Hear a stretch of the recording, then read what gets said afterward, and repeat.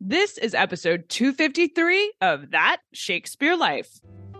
Just like the work of William Shakespeare, That Shakespeare Life is supported by listeners just like you who sign up to be our patrons. You can help support our show, contribute directly to programming, and get access to over 100 additional Shakespeare history interviews from our entire back catalog when you join us as a patron at patreon.com/thatshakespearelife. Hi, I'm Jonathan Willis, Senior Lecturer in Early Modern History at the University of Birmingham. Another great method for studying the life of William Shakespeare includes listening to this. It's That Shakespeare Life with my friend Cassidy Cash.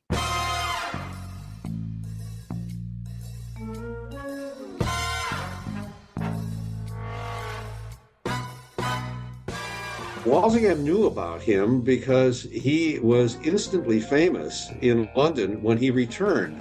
They got back to London around about the 1st of January of 1590, having been saved by some French sailors and taken back to France and then made their way back to England. And they were instant celebrities. Welcome to That Shakespeare Life with Cassidy Cash. Cassidy believes that if you desire to successfully learn or perform Shakespeare's plays, then understanding the real life and history of William Shakespeare himself is a must. That Shakespeare Life is the podcast that helps you go beyond the curtain of some of Shakespeare's most iconic works and explore the world of early modern England as Shakespeare would have lived it, learning from the writers, historians, and performers who know it best. And now, here's Cassidy. In 1567, a young English sailor named David Ingram signed up to work on a ship captained by English privateer John Hawkins. They would travel up and down the coasts of Africa and Mexico, raiding and trading goods.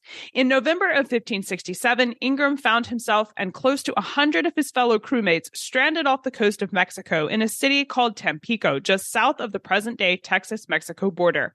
Seeking to avoid capture by the Spanish, Ingram and close to 24 of his shipmates started walking north. By October of 1568, a French fishing vessel picked up Ingram and just 2 of his original party of travelers off the coast of Nova Scotia.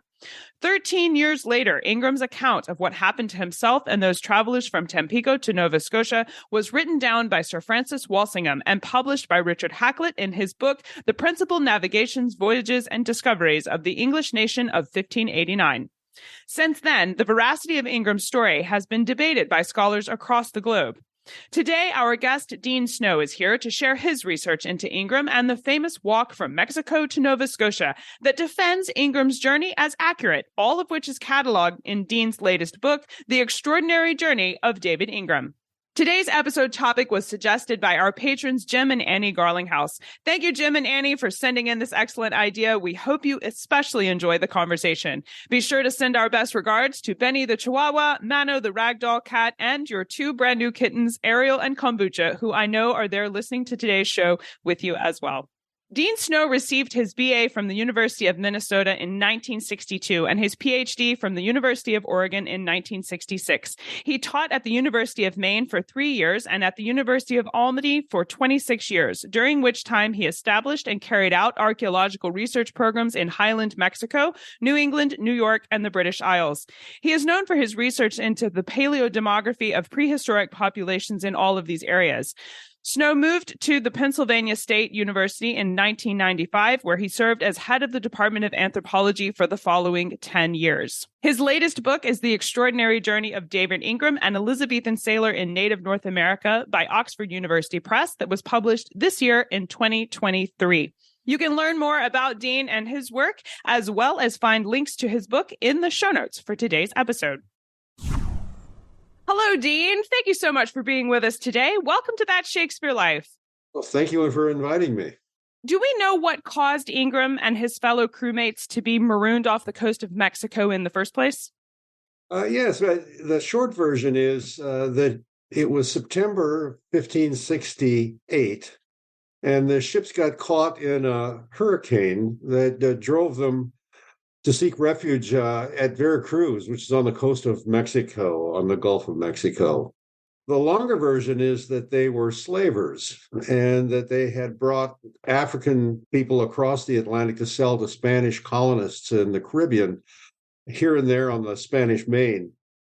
And they decided to go home after some successes and decided that they would do that by going up into the Gulf of Mexico and then out past the Florida Peninsula, not knowing that it was hurricane season. So they got caught by a huge storm and driven ashore at Veracruz. The flagship, which was on loan from Queen Elizabeth, was sunk in a battle that broke out after they had been there for just a few days.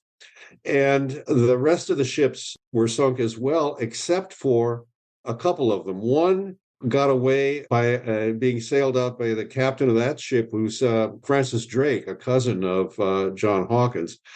The Minion was still afloat, and about half the English sailors, 200 of them or so, were killed or captured, but the other half ended up on the Minion. So they sailed away, barely getting away, and after a few weeks, they found themselves north along the Gulf Coast of Mexico. And Hawkins realized that they couldn't all get home on the ship because it was so overloaded. So he gave the men a choice. You can go along with us back to England, take your chances of getting home, or you can go ashore and take your chances there. And when faced with this kind of a decision, typically it ends up being a 50-50 proposition. And indeed, what happened was about 100 men went ashore on the 8th of October. And from there, many of them ended up getting killed and captured. And but David Ingram and his two friends, Richard Hakluyt and Richard Brown, headed north thinking that they could get to a French outpost that they knew about in northern Florida, around where Jacksonville is today, and they headed in that direction with that intent. It was the only thing they could do. Hawkins had given them bolts of Rouen cloth to use as a trading stock on their way, and that indeed turned them into itinerant traders, and they made their way as best they could towards Florida as the start.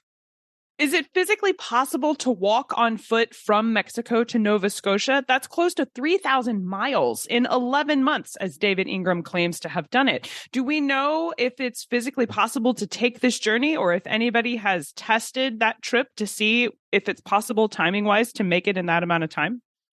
Actually, someone has. A Canadian decided to reproduce the trek, which we call the long walk, and did so starting in Nova Scotia and walking south towards Mexico rather than the other way around. And he did it in about the same amount of time. It turns out that through hikers, people who are really good at this and go long distances, and I talk about a few of these in the book, they do about 15 miles a day, about 25 kilometers. And this seems to be a sustainable rate at which people can walk for a long, long time. And many instances have occurred of people doing this. So when I reconstructed the route that Ingram must have taken, I came up with about 3,600 miles or around 5,800 kilometers as the distance it would take using the trail system that existed in the Eastern Woodlands at that time. And this was a very complicated trail system, and it was very heavily used, oftentimes by traders. So he was plugging himself into an existing system of routes, not quite the interstate highway system we have now, but adequate. And by going 15 miles a day, he could have done the whole thing in about 270 days. And that would have left him with 80-some days for rest, relaxation, re-equipping, buying food, getting clothing, that sort of thing. So it was completely doable. Yet many historians who have studied this case have found themselves suspicious that it couldn't have been done. It just didn't seem like it was a possibility. And yet it turns out that most historians are armchair people, and if they had the wherewithal, they could do it themselves. It wasn't that crazy. As with most monumental achievements, it's sustaining that discipline and drive that'll get you. That's right. What specifics does Ingram give about what sorts of people he encountered during his journey? He talked a lot about the people he encountered, but he started with his experiences in Africa. So he talks about African cultures and African resources, trees, animals, the things that he saw in Africa as they were collecting the people that they hauled all the way to the Caribbean. Then he talked about in his interrogation, the folks that he saw in the Caribbean and also the resources of that area. And it was only at the end of his interrogation that he talked a lot about the long walk. But that was what his interrogators were most interested in. And this was led by Francis Walsingham, who was Elizabeth's Secretary of State. There were a bunch of wealthy investors in London at the time that were trying to drum up interest in colonizing the East Coast of America. And they realized they didn't know anything about the East Coast of America, except the little bit that came back from ships that had touched the shore here from time to time over the preceding years. And Walsingham knew about David Ingram, this sailor who had miraculously survived this long walk from Mexico to New Brunswick. And so they hauled him in, probably nicely, and interrogated him before a panel of investors and other people who were interested in knowing more about Eastern North America. So that is how it played out. His descriptions were later confirmed by people that were hired by Walter Raleigh to conduct the colonizing exercise in the 1580s on the coast of what is now Virginia and North Carolina. This was before the devastating epidemics wiped out so many people here, mainly from smallpox. And at the time that Ingram passed through and that Raleigh first went to America, things were doing just fine in the eastern woodlands of America, and the devastation had not yet begun. It was a long walk with very few stops. The longest they stayed in any one place was a week at a town Ingram called Balma. We don't know what the name of the town was, but he had names for various things along the way that were clouded by memory, I think, and he was not a linguist, let alone literate, so we shouldn't be surprised by that. They found things that they could trade along the way. This succeeded, and they survived quite well in the long term. Where does Ingram say that he stayed? I mean, you're mentioning Balma, that we don't necessarily know exactly where that was, but what did they use for shelter? And I mean, it was native tribes that were predominantly occupying the areas that he was traveling to. Does he say or give any indication of who he stayed with or the kind of cultures he encountered? He does, and it's pretty clear that he was encountering major towns and smaller villages almost daily. I think he probably stayed overnight in settlements rather than in the woods someplace. He was delayed from time to time by water crossings, but it turned out that even a big waterway like the Mississippi River had dugout canoes on both sides of it. People would make canoes and then leave them there for anybody to use to take across the river. It was a kind of a communal way of dealing with fording big streams and bays. So they were able to get across with some delay, but not with great difficulty, the major water barriers they encountered. And the rest of it was well-trod trails that these guys could use as well as everybody else was using them at the time. And they encountered a lot of other travelers along the way. He must have picked up sign language, so he wouldn't have had trouble communicating once he picked up the sign language. And that was effective throughout his entire journey. We know about sign language mainly from the Great Plains because it was still being used at that time in the 1800s when settlers started moving into that area. But it was really ubiquitous in North America at the time of Ingram. So it's no surprise that he had a fairly easy time of it. He did not encounter violence along the way. He was warned from time to time about other people who might be violent. And of course, he realized that these people were fighting amongst themselves from time to time. There were wars going on periodically, and there were some of the groups that he encountered that were particularly aggressive, but they weren't aggressive towards him. There was one occasion when early on, the leader of some local town brought him in to interrogate him and his two friends, and they took all the guys' clothes off because they wanted to examine these guys more closely. They were fascinated by men with beards and light skin. They had never seen anything like this before. But it wasn't insulting. It was, nudity was not a big problem for these folks. They were just curious. And, they eventually let them put their clothes on and spend the night and keep on going to the next town. In one of his accounts, Ingram describes a creature similar to an elephant is his description. But is he describing the American bison? I don't think he encountered bison. He would have followed the northern shore of the Gulf of Mexico through the southern parts of Alabama and Mississippi. He would have had to go into the interior of Texas to get far enough north to see bison. So I don't think he saw bison, but he does talk about a monstrous beast that he saw in his long walk.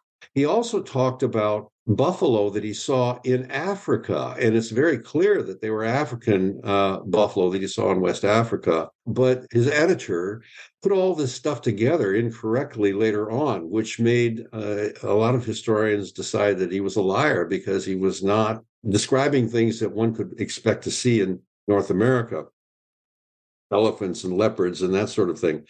But the monstrous beast that he talked about was neither the African buffalo nor the American bison. It was a manatee. And he describes it in some detail very accurately, including the little sensory hairs that they have all over their bodies and that sort of thing. But of course, the English interrogators had no frame of reference for anything like that. So they couldn't quite figure out what he was talking about, as they couldn't figure out a lot of things about what he was saying he had encountered, because they had no prior experience with these things. You got to remember, it's 1568 when he sees these things, and it's 12 years later, 1582, when he is finally being interrogated, and they still did not have any direct information that would allow them to look critically at what he was saying. So they misunderstood a lot. We know David Ingram's journey today because, as you say, Sir Francis Walsingham took down the account, and it was subsequently published by Richard Hakluyt's The Principal Navigation, Voyages, and Discoveries of the English Nation of 1589. They were really into gigantically long titles in the 16th century, but I will link you to this. But Dean, how did the story of Ingram's journey make it to Walsingham? I mean, you mentioned that Walsingham knew about him, but why? Why did Walsingham know about him, and what made Walsingham want to publish this tale? Walsingham knew about him because he was instantly famous in London when he returned. They got back to London around about the 1st of January of 1590, having been saved by some French sailors and taken back to France and then made their way back to England. And they were instant celebrities. And John Hawkins had managed to get his ship back there too, and was there to greet these unexpected survivors that came back in what we would call the first of the year. Actually, the first of the year at that time didn't occur until March, but it was early 1590 in our calendar today. This was a widespread fame that didn't last for very long, I presume, because Ingram and his buddies had to go back to work. They were, after all, sailors and had to make a living. Everyone knew in that community that he had done this, and he was a kind of a celebrity.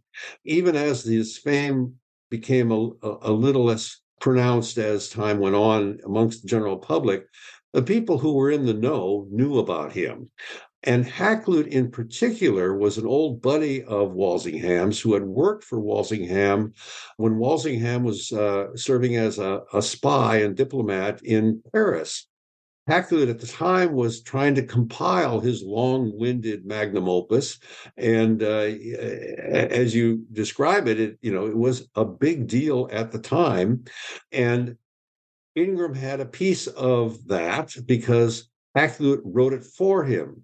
Ingram was not possible to write it for himself, as many of the other people who were talked about in that huge work, the Principal Navigations work at the time. So Hawkins, for example, the captain that Ingram had served under, wrote his own chapter for that work, as did many of the other people.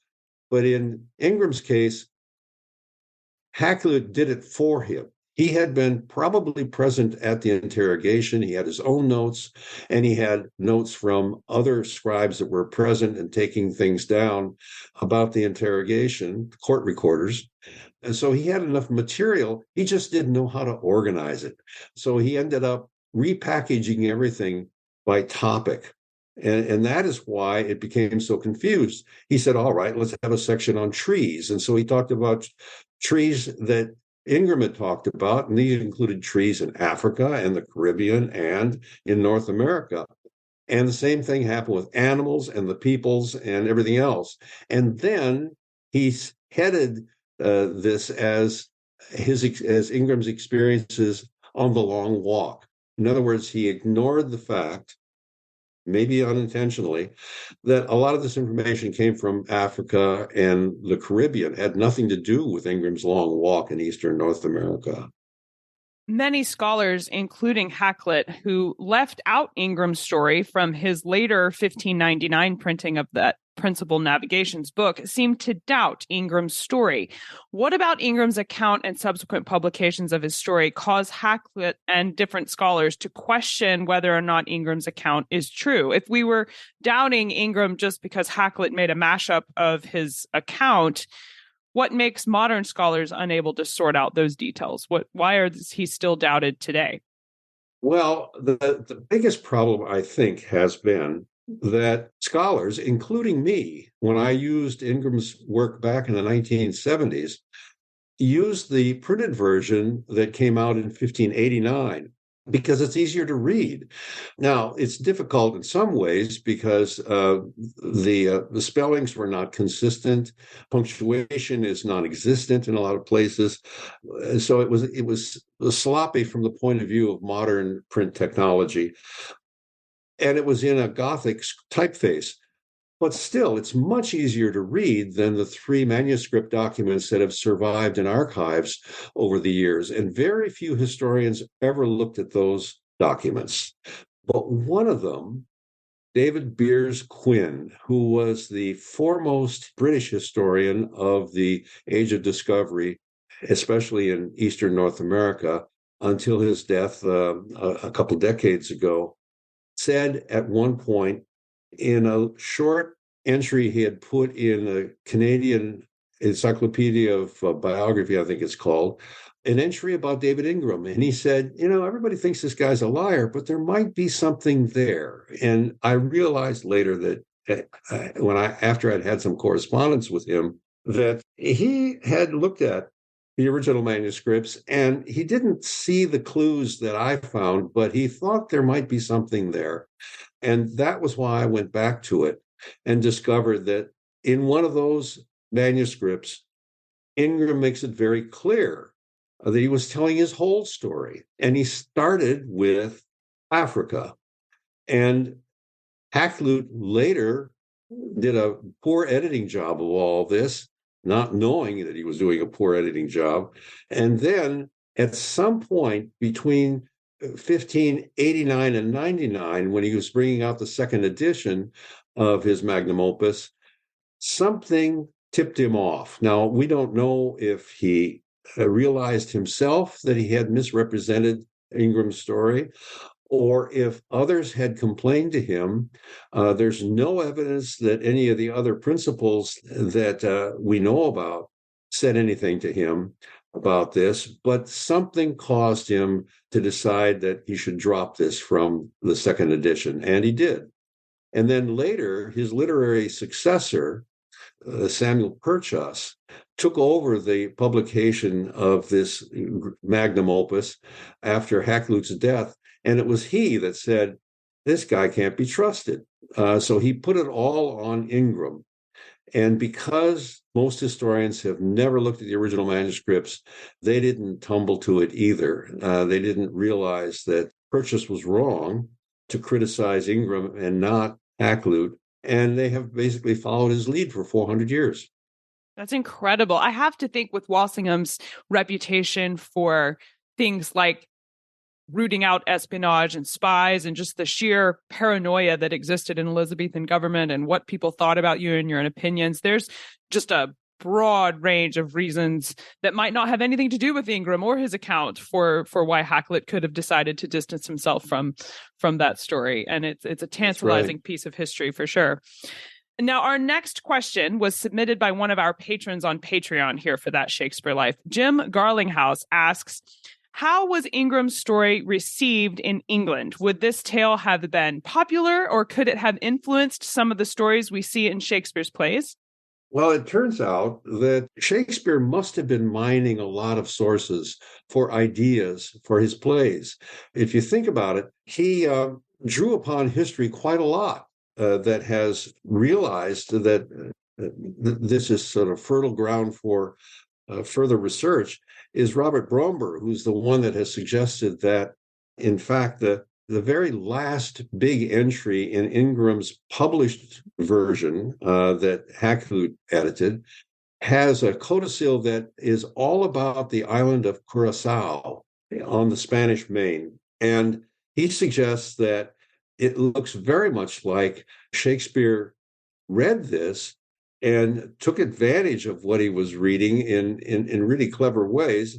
It may be here nor there whether Shakespeare, actually believed it or not. It was still a good source for ideas, whether he thought Ingram was lying or making it up or just what.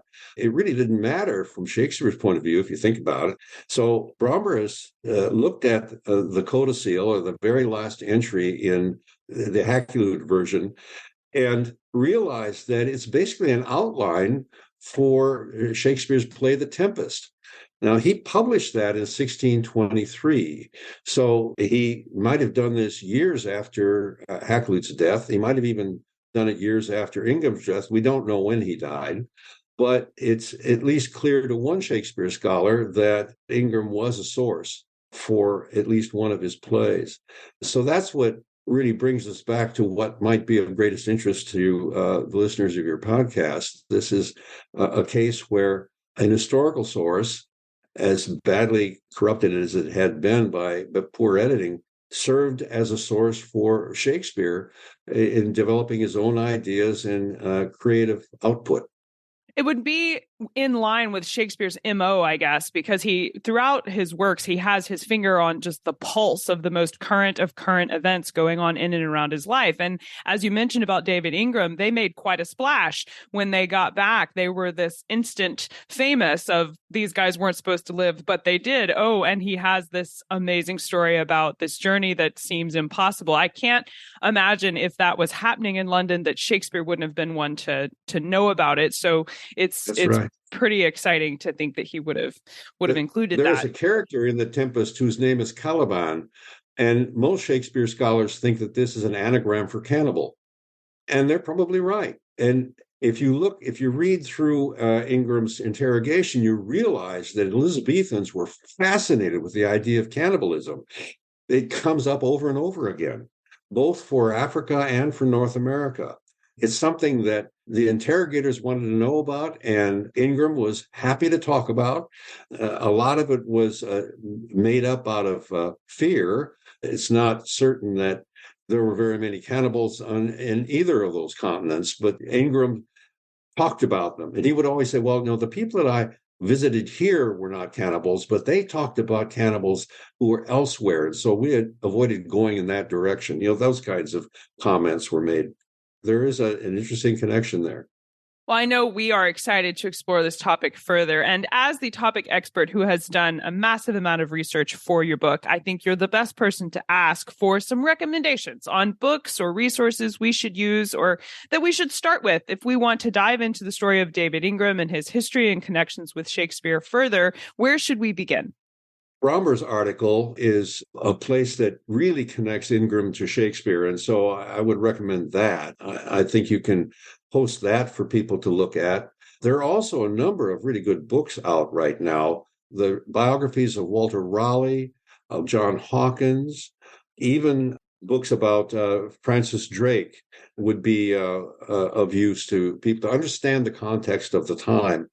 There were people who Raleigh later hired that I've mentioned that really verified what Ingram had seen earlier as well. And some of the books about those individuals, Thomas Harriot, for example, might be useful. John White, the artist, is involved in all of this in the 1580s. Those are all good sources for people to look at, and I think and find fascinating. We will link to all of these resources in the show notes for today's episode, along with a couple of articles that Dean recommends for you. You can go to the show notes for today's episode, so stay tuned after the interview to find the link for where to get those. Dean, we ask everyone this next question here at That Shakespeare Life, and that's, what's the one book you would take with you on a deserted island? My friends in England tell me I'm supposed to allow you the complete works of Shakespeare and a copy of the Bible, so your choice would be in addition to those. That's a tough one. I think it would have to be a pretty large, thick book, because I don't know how long I'm going to be on that island. But I think of these, I found the Francis Drake one to be of particular interest. If I could choose the island, that would certainly make it my first choice. The interest in Drake is that he survived the battle at San Juan de Ulua in 1568 and became very famous in his own right. Later, made the around the world trip later in the next decade. Ingram was with him initially in that adventure and only got separated at the Strait of Magellan in southern South America. And the ship that Ingram was on turned back and went back to England while Drake continued his around-the-world voyage. Each of those ships thought the other had gone down, and the guy that was the captain of the Elizabeth sailed back home thinking Drake had been lost. So it may be that if their luck had gone the other way, we'd know nothing at all about David Ingram, because he would not have survived, as his buddy Richard Brown did not survive on that voyage. He was killed on the same ship in an accident. As luck would have it, these guys did survive for a while, and certainly Ingram did. We know his story as a result. I think that's an excellent choice for your deserted island for sure. And you'll be the first guest I've had who wanted to select their deserted island, but I think we'll give you that one. So what's next for you? What are you working on now that you're excited about?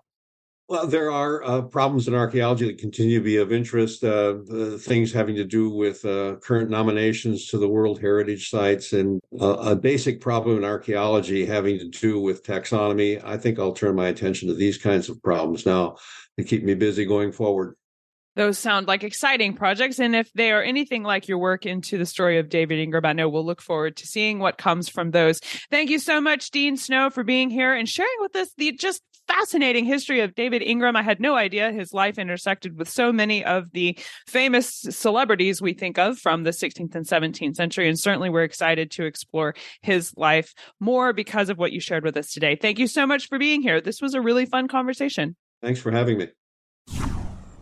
If you like the show today, be sure to let us know about it. Please drop us a comment and a rating on the platform you are listening from today. We have special history extras available for you in the show notes for today's episode, along with the resources that Dean Snow mentions about the articles and the books about the David Ingram's walk, as well as Hakluyt and Walsingham and Raleigh that we mentioned in today's talk. You can also find some visual elements like a map of David Ingram's walk, so you can see exactly the path he took from Mexico to Nova Scotia. That's been donated to listeners for That Shakespeare Life by Dean Snow. It is his original artwork based on his research into Ingram's life.